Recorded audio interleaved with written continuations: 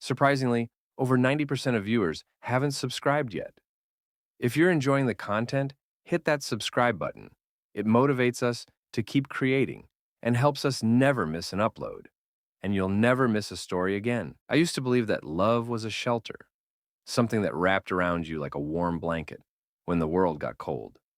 For years, I thought I had found that shelter in Emily. She was bright, warm-hearted, and so convincingly sincere that I gave her everything I had emotionally, financially, spiritually. When we married 3 years ago, I knew she came with baggage. A teenage daughter named Chloe and her aging mother, Linda, who needed help. But I didn't flinch. I took it all on. I worked overtime, took freelance jobs on the side, and skipped vacations just to keep the household comfortable. And now, as Emily carried our first child together, I thought things were finally falling into place. But I was wrong. So deeply, disturbingly wrong. It all started with a door that wasn't quite shut. One Friday evening, I came home early from work. The office power had gone out and they sent us home around 3 o'clock. I didn't tell Emily because I thought I'd surprise her with her favorite Thai food and maybe rub her feet. Something sweet. I parked a few houses down to avoid detection and crept in quietly, food in hand, smiling like a fool. I didn't expect anyone to be home, but I heard voices drifting from the living room. The door was cracked open just enough, and what I heard changed everything. "I don't know how much longer I can pretend," Emily said, her voice low and bored. "He keeps talking to my belly like he's some devoted husband in a movie. It's pathetic." Chloe snorted. "He is pathetic. I don't get how you can stand him. Always fussing over bills and coupons like a loser." Then Linda's voice chimed in. "Keep playing the game, sweetheart. Let him think he's the hero. Once that baby's born, we'll have even more leverage. Courts love mothers, especially with infants." Leverage. That word hit me like a hammer. I dropped the takeout bag. It didn't even make a loud noise, but it was enough. The room went silent, and a moment later, Emily rushed out. "Oh, you're home early." I stared at them, at the woman I loved, the daughter I tried to guide, the mother-in-law I helped pay medical bills for. They all looked startled, but not guilty. That's what scared me the most. "I had a short day," I muttered, trying to steady my voice. "Brought dinner." I handed the bag to Emily, who took it like nothing had happened. She even kissed my cheek. "I'll set the table." Not one of them mentioned the conversation, not even an attempt to cover it up. And I didn't confront them. Not yet. Because something in me told me that what I overheard was only the surface of something much deeper. That night, I barely slept. I lay beside Emily, watching her sleep, as her hand rested gently on her swollen belly. I wondered if that child, our child, was even mine. The thought disgusted me, but it wouldn't go away. The warmth I once felt for her had turned cold, replaced by an ache I couldn't ignore. The next day, I began my quiet investigation. I knew better than to accuse anyone without proof. I started by checking our shared laptop. Emily wasn't careless. Most of her activity was wiped clean. But then I remembered her old tablet. She hadn't used it in months. I found it at the bottom of a drawer in our room. It was still logged into her backup email.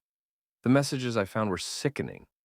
There were emails to someone saved under the name Jay, talking about how she felt trapped, how she couldn't stand playing the perfect wife anymore. She talked about how once the baby was here, she'd make her move and ensure the house, the car, and the monthly check. It was written with surgical coldness, like I was a business strategy, not a person. One message hit hardest. "He doesn't know yet, but the baby's yours. You won. He'll be out of the picture soon." Promise. That line played in my head for days. I wanted to scream. I wanted to throw her out, expose her for everything. But I knew she'd twist it. She had her mother, her daughter, and a way with words that always made me feel like the crazy one. And if she really was planning legal action after the baby, I had to think smart. So I started gathering evidence. Quietly, I took photos of the emails, printed them at work. I installed a discreet camera in the living room, where most of their conversations happened. I told Emily I wanted to start documenting the baby's progress, a little family archive. and she believed me.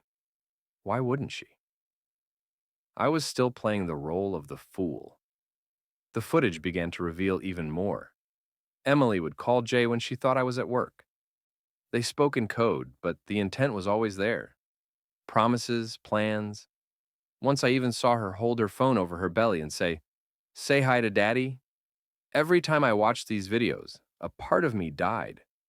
I started looking at her differently. Every smile, every hug, it all felt staged. I began distancing myself emotionally first. I stopped bringing her gifts.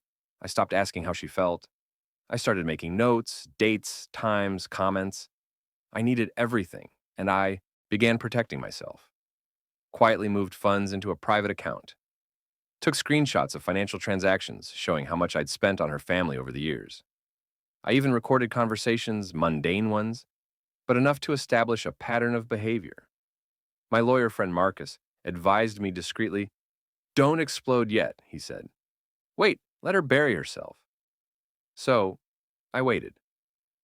One evening, while Emily was out and Chloe was in her room, I sat down with Linda. Just the two of us.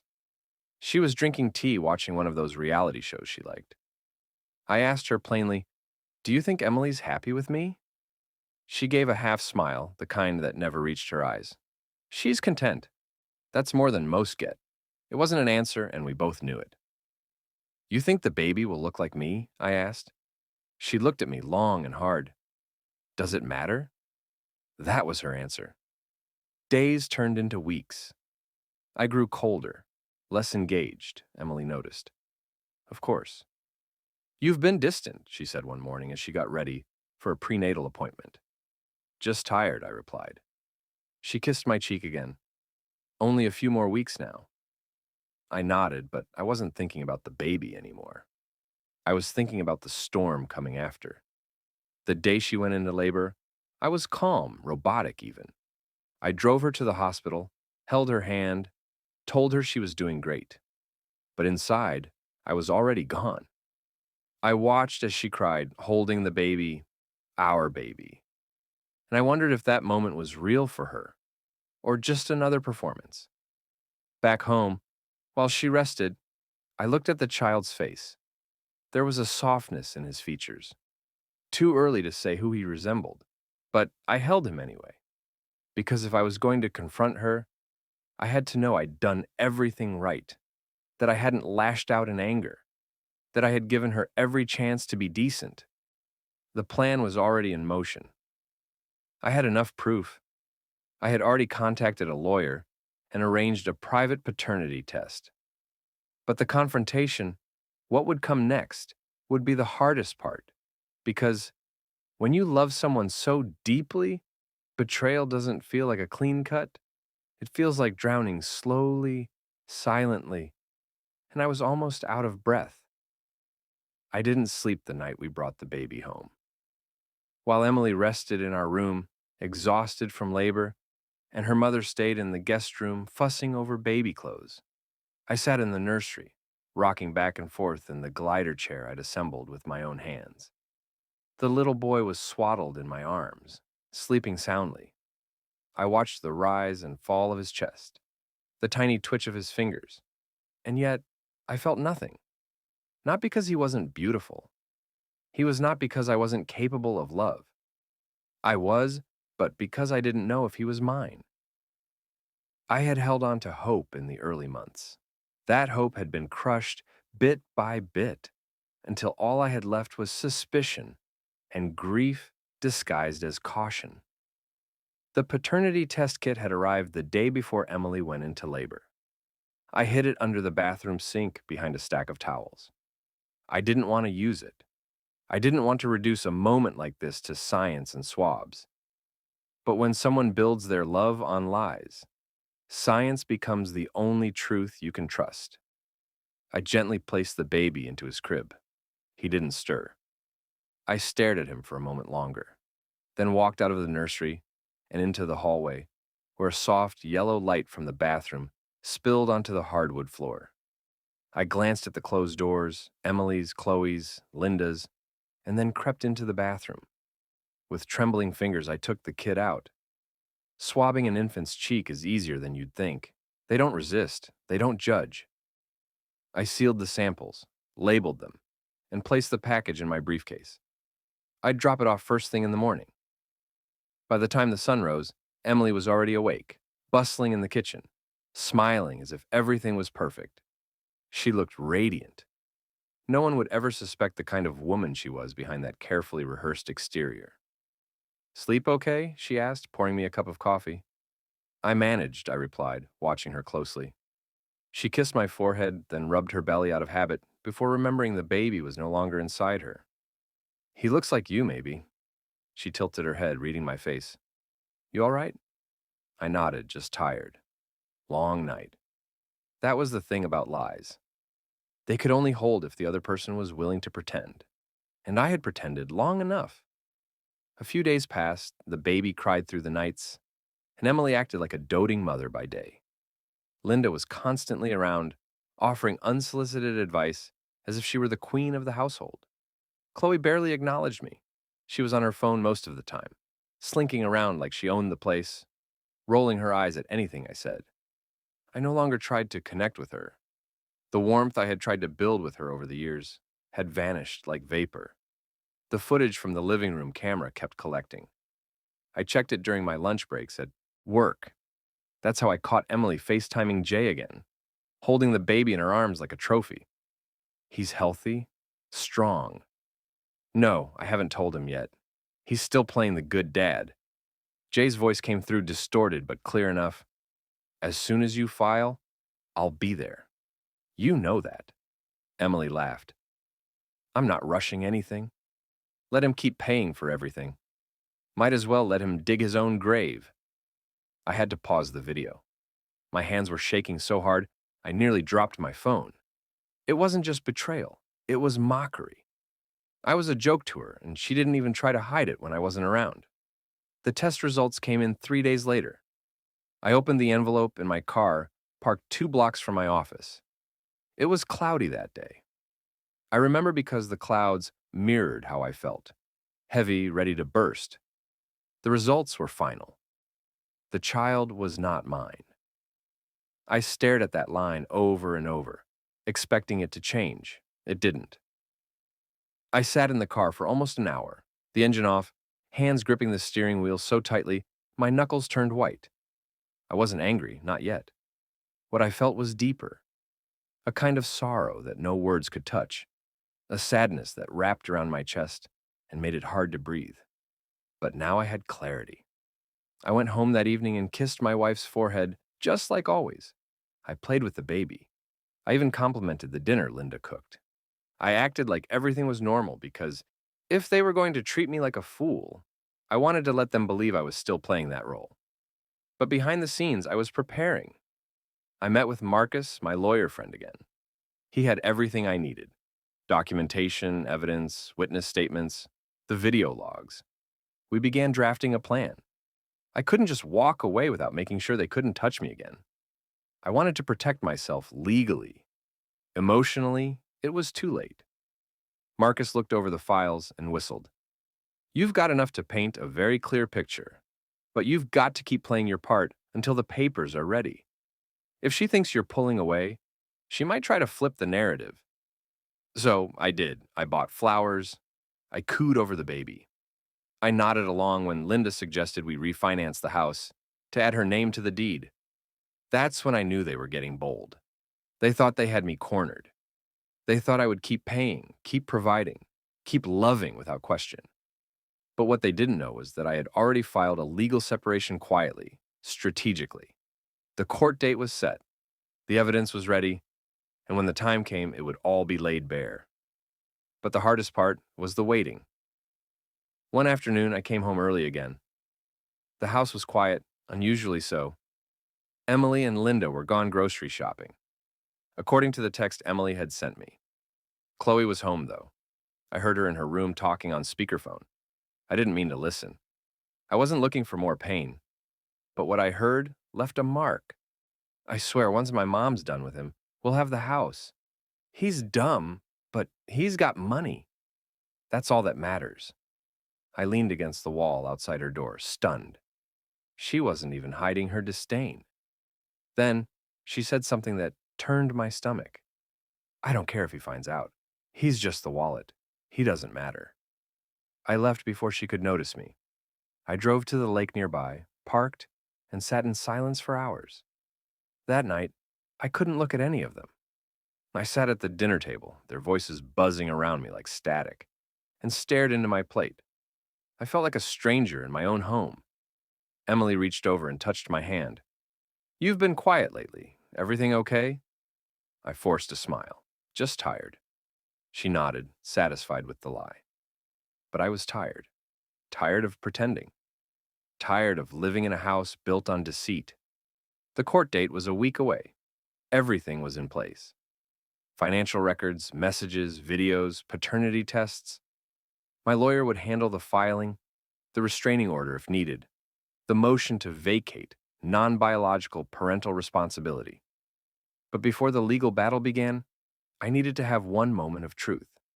I needed to look her in the eye and ask the question that had haunted me for months. Why? Not to guilt her, not to fix things, just to hear her say it, to finally strip away the last illusion. The confrontation was coming, and this time, I wouldn't be quiet. The night before our court date, I couldn't sleep.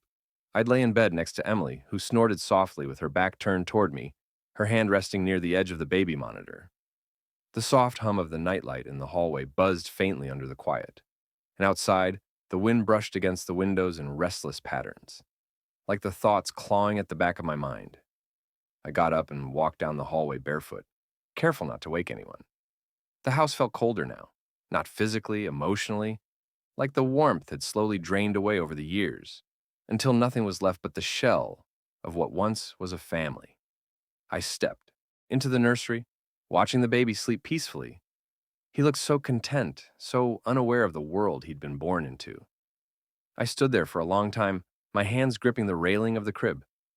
I wanted to be angry at him, but how could I be? He was just a baby. He didn't ask for this life, didn't choose his parents or the lies wrapped around his birth. He was innocent, maybe the only innocent one in this house. When morning came, Emily was unusually cheerful. She made breakfast, humming as she cooked while Linda scrolled through her tablet at the kitchen island. Chloe walked in late, yawning, grabbing a piece of toast without saying a word.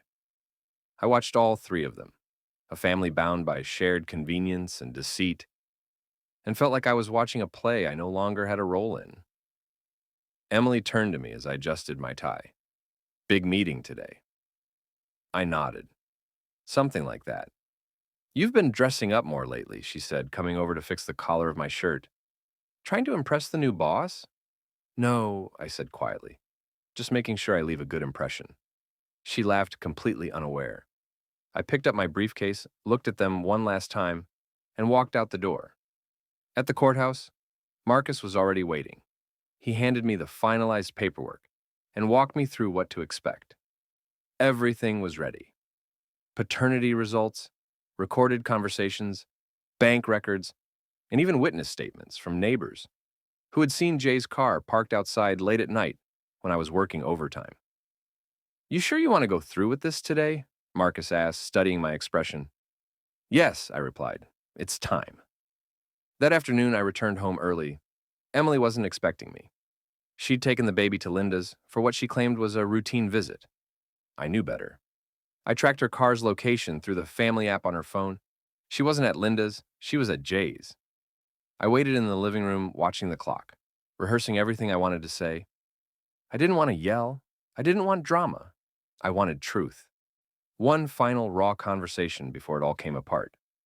When the front door opened around 5:30 p.m., she walked in with the baby in one arm and her purse in the other.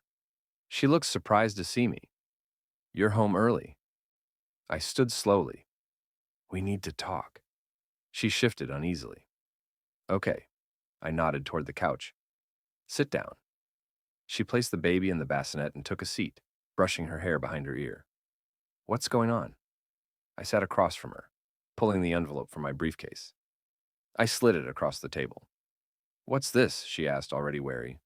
"Paternity test results." Her face paled slightly. You tested the baby?" I didn't answer. She stared at the envelope, then back at me. You had no right. I had every right. I cut in, my voice steady. Especially when I found out you'd been seeing Jay behind my back. Her lips parted, but no words came out. You lied to me about everything. About him, about the baby, about what I meant to you. Emily's face twisted with defensiveness. It wasn't like that. Then what was it like? I asked, leaning forward. Tell me. Because from where I stand, it looks like you used me. All of you, your mother, your daughter, you all saw me as a means to an end, her voice cracked. That's not true. I heard you. I heard you on video calls, laughing with him, talking about how I was a placeholder, a bank account, that you were just waiting for the right time to leave. Tears welled in her eyes. I didn't mean those things. I was just angry or confused. You were calculated, I interrupted. You strung me along while planning a life with someone else. Emily stood, her face red. So what now? You want to leave me? Abandon your family? I stood too. This was never my family, Emily. Not really. It was a performance. And I was the only one who thought it was real. She covered her mouth, shaking her head. I made mistakes. You didn't make a mistake, I said. You made a choice over and over again. At that moment, Chloe walked into the room, earbuds in, stopping short when she saw us. What's going on? She asked, her voice flat. Pack your things, I told her. All of you. You have until the end of the week. Emily's eyes widened. You're kicking us out. I've already filed the paperwork. I said, you'll be served tomorrow. You can contest it if you want, but everything is documented. I won't be responsible for a child that's not mine, and you won't be able to touch another cent of my income after this month. Chloe scoffed. You're such a coward. No, I said, turning to her. I'm finally standing up for myself. The days that followed were tense, to say the least. Linda came over and screamed at me for hours, calling me every name in the book. Emily begged, cried, made promises she should have made months ago. Chloe stayed locked in her room, slamming doors, and blaming everyone but herself. I didn't engage. I had given them enough of my energy. My silence was my final gift. When they finally left, the house was quiet, a way it had never been before. No footsteps above me, no pots clanging in the kitchen, no doors slamming or phones buzzing or fake smiles at the dinner table. Just peace. I stood in the living room and looked around. The air felt different, lighter, like the house could finally breathe again.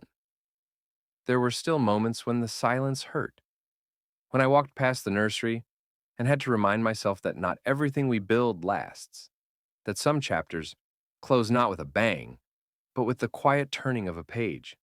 But I also felt something else. Freedom. I went back to work. I reconnected with friends I hadn't seen in years. I took long walks without checking my phone. I started seeing a therapist to work through everything I had been carrying inside. The betrayal didn't define me. The pain didn't break me. It stripped me down to the truth. But sometimes that's where rebuilding begins. One evening, months later, I found a letter in my mailbox. No return address, just my name written in delicate, familiar handwriting. Inside was a note from Emily. No apology, just a short paragraph. I thought I knew what I wanted, but I didn't. I hope someday you can forgive me. I folded the letter and tucked it away. Not because I forgave her, but because it was part of the story, a story I had lived, endured, and grown from. And as I stood on my porch watching the sunset spill gold over the driveway, I realized that sometimes survival isn't loud or dramatic. Sometimes it's just choosing peace over chaos and walking away without looking.